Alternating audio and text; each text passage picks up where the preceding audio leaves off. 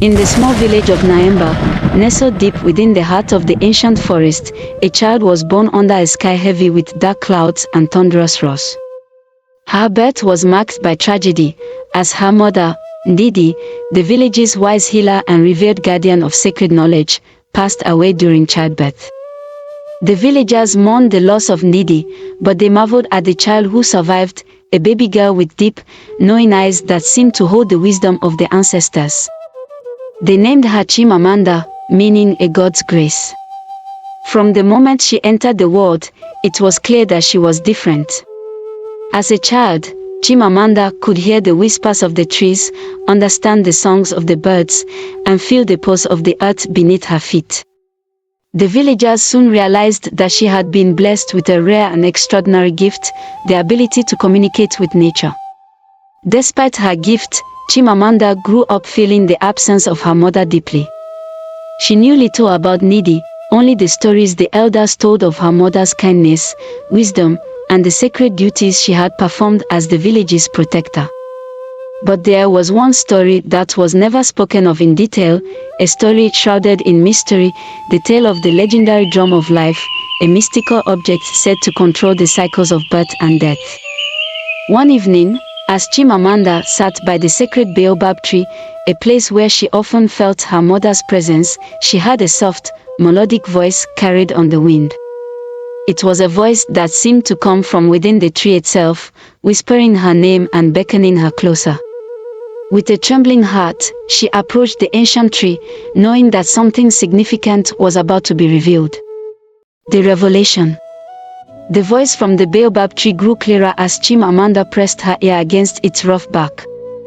The tree spoke of her mother, Ndidi, and her sacred duty as the guardian of the drum of life. This drum, the voice explained, was not just any ordinary drum, it was a powerful, ancient artifact created by the spirits of the ancestors to maintain the balance between the living and the dead. The drum of life held the power to control the cycles of life, birth, growth, decay, and death, and its beat ensured the harmony of all things in nature. But the voice also revealed a dark secret. Many years ago, a rival tribe, led by a power-hungry chieftain named Oba, learned of the drum's existence.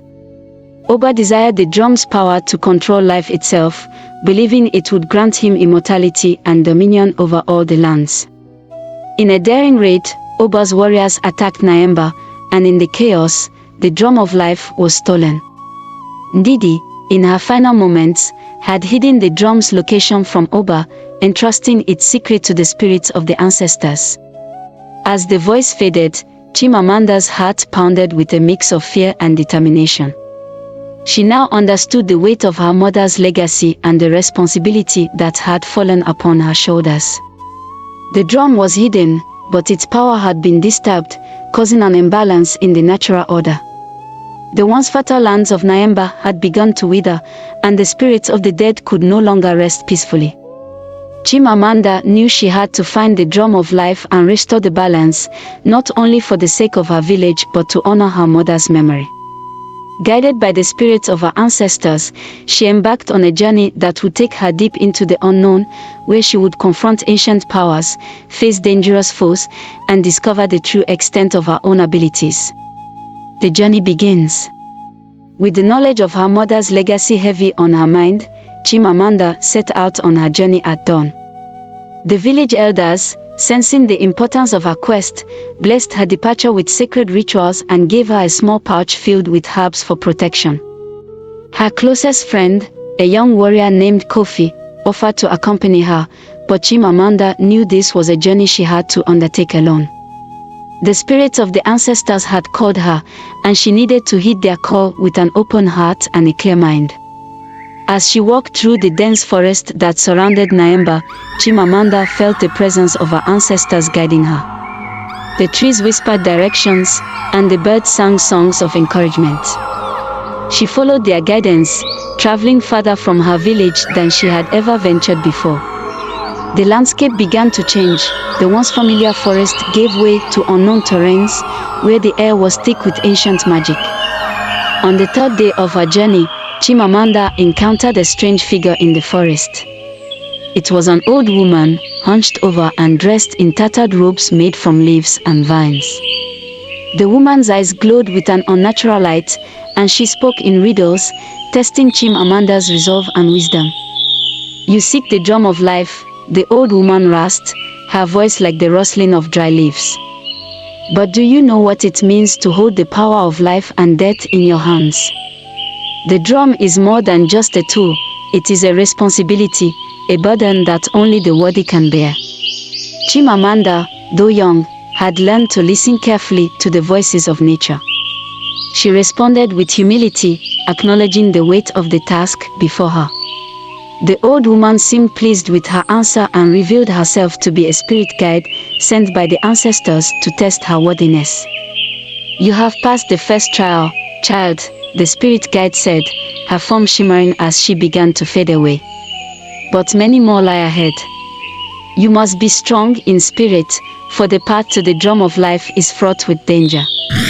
With the spirit guide's words echoing in her mind, Chimamanda continued her journey, her determination growing stronger.